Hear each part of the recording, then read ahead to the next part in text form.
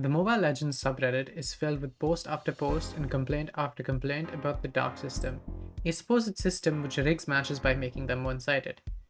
This problem has only gotten worse since the subreddit bullied Darla, one of the few good moderators of the platform, for abusing her power. Funnily enough, she was one of the only moderators who consistently engaged with the community and tried to maintain some semblance of quality control on the subreddit. Now that she's gone, these conspiracy posts about the dark system have completely taken over the subreddit with basically zero moderation. Here's where the dark system doesn't make any sense. If the game is rigging matches against you, then by definition it has to be rigging matches in favor of somebody else. Now, what would happen if two people from the subreddit got matched against each other? Both of them can't lose. Somebody has to be the beneficiary in all of this. But you rarely ever see anybody posting about free wins from the dark system. It's always about being the victim. There's another major factor that people refuse to acknowledge. When you're the person on your team who's accumulated all the gold and all of the kills, you become the win condition. In that position, even one tiny mistake can be catastrophic. You might overextend, you might get caught out of position, you might miss one retribution. And suddenly the game slips through your fingers because you were all of your team's damage. Personally, I don't believe the dark system exists at all.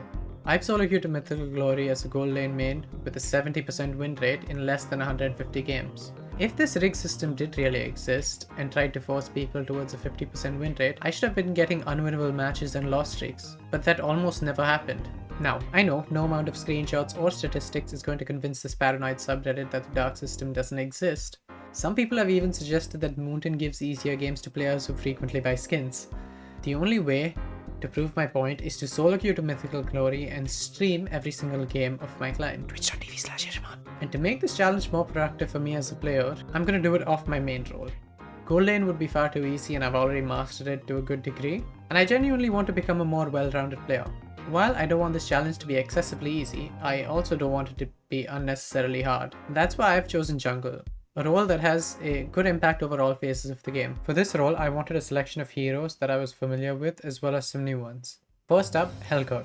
I've actually played over 300 games of Helcurt on my main account. I've mostly used him as a cheese pick in the gold lane because his level 1 and 2 bullies almost every single standard gold laner, auto-winning the matchup. Since he's primarily designed as a jungle hero anyway, he was a straightforward first choice for this climb. His ability to delete squishy targets early in the game and his global ultimate make him valuable in lower ranks where vision control isn't really a thing. Next, Hayabusa. I don't really think I need to oversell how good Hayabusa is as a jungler. His ultimate is basically a guaranteed delete button if used correctly, and his skill 2 allows you to make slick escapes, which is crucial in lower ranks where people overchase for kills. Unfortunately, he's basically permabanned, so I don't anticipate being able to play him often, but having him in my hero pool would be useful. For magic damage, I've added Harley to my hero pool. He's strong in all phases of the game, and his hat trick is an excellent engage and disengage tool in team fights. His ability to shred magic defense means that even tanky enemies can have a hard time taking a full combo from him. Lastly, I've picked up Suyo, who's probably one of the strongest junglers in the current meta. He's less bursty than Helcurt or Harley, but is significantly more durable in extended team fights thanks to his absurd damage reduction passive. I'm not super confident piloting him, but his ability to gank from level 3 as opposed to level 4 is too good to pass up. He's also frequently banned like Hayabusa, but I have enough options that this should be a non-issue. Of course, I won't always get to jungle. That's just the reality of solo queue. When I need to play gold lane, I'll fall back on heroes that I'm comfortable with, like Wanwan, Layla, and Mia. They're straightforward but effective, and I know exactly how to position with them to maximize damage while staying safe. For games where I need to roam, I've been practicing Jushin. She might seem like an unusual choice for a roamer, but she's deceptively tanky when you stack her ultimate with Vengeance, Blood Wings, and Clock of Destiny. The CC from her Lantern is significantly easier to land than setter tank ultimates like Tigreal, Atlas, and Lolita, and the impact it has on teamfights is just as big. Her Lantern is also one of the best tools for checking bushes in the game. I generally dislike playing mid lane and EXP lane in solo queue. Mid lane because most roamers are actually not that good, and EXP lane because I just suck at it. I will avoid playing these two roles as much as possible. Chapter 1, of course, begins in epic hell. Hanabi? Oh, he swapped me. Okay. Actually, not an easy lineup to play against. Suyo. I don't know, we'll see. I mean, it's epic, so it should be fine, but you never know.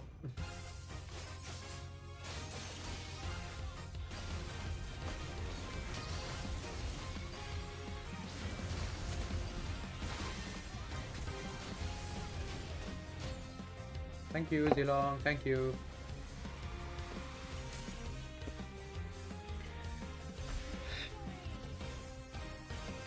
Sprint Hanabi.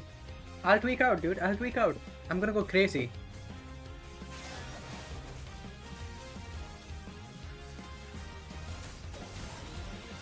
Nice flicker, buddy. Thank you. Oh, what a fucking arrow. That almost got me.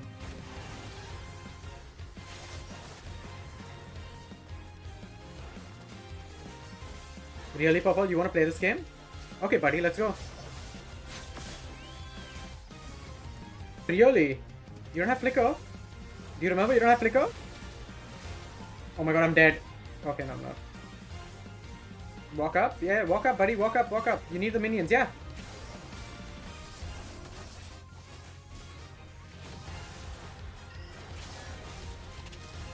Oh my god, where is my team? Okay, he's dead. Thank you. Can you get that ult out? Nice.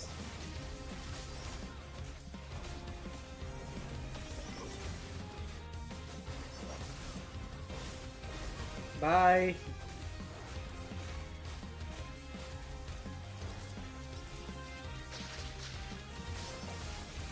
Bye. Bye.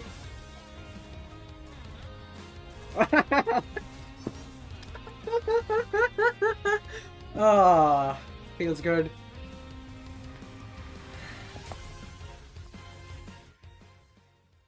Ela ban, Mia ban. Very good. What characters? Forced to win his 5th match loss. Well, I'm forced to gold in this game, so maybe it's not a loss.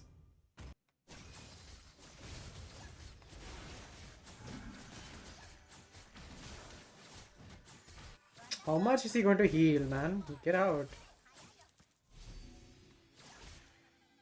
This should be very easy.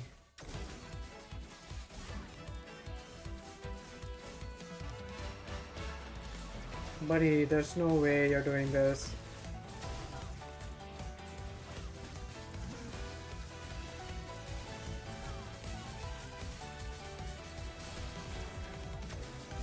I smell a quadra kill.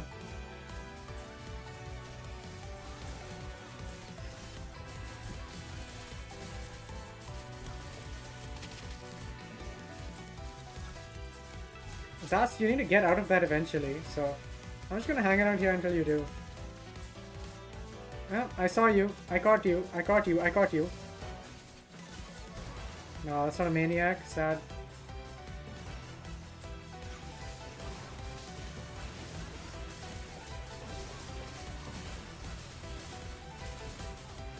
I feel bad. They really shouldn't be playing against me. No, my savage! No time to ult? Oh.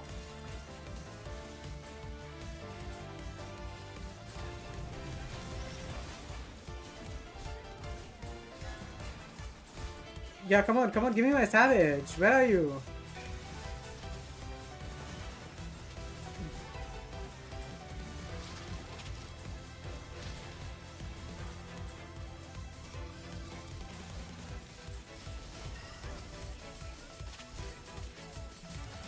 Amon, give me my savage, Amon. Spawn and give me my savage, please. Please, Amon, please. Yes!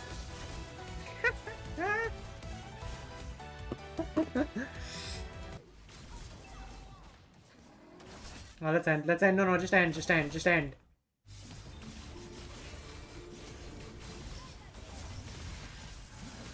Attack the Lord, my ass, man. What is wrong with these guys?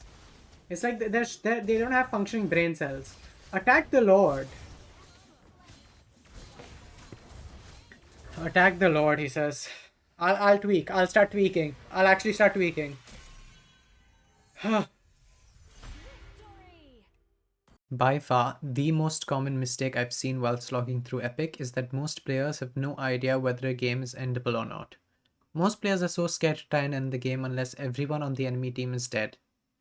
It takes a little bit of time and thinking to really understand when a game is endable, but I found that the two main things that prevent teams from ending the game is enemy frontline and enemy wave clear.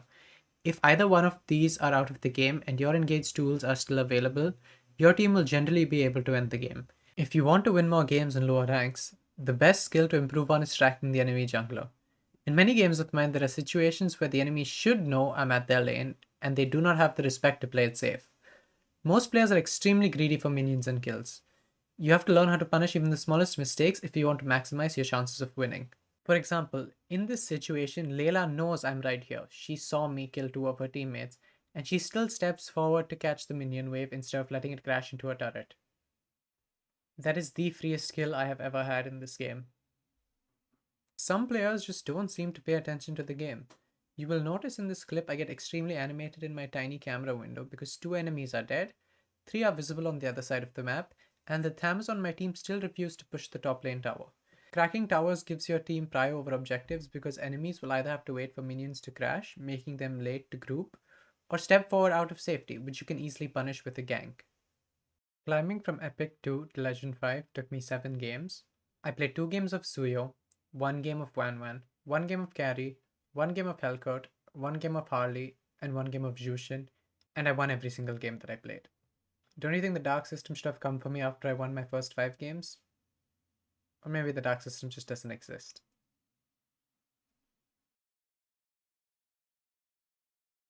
Run, run, run, Hanabi, run, run! No, you're going the wrong way, Hanabi. You're gonna die.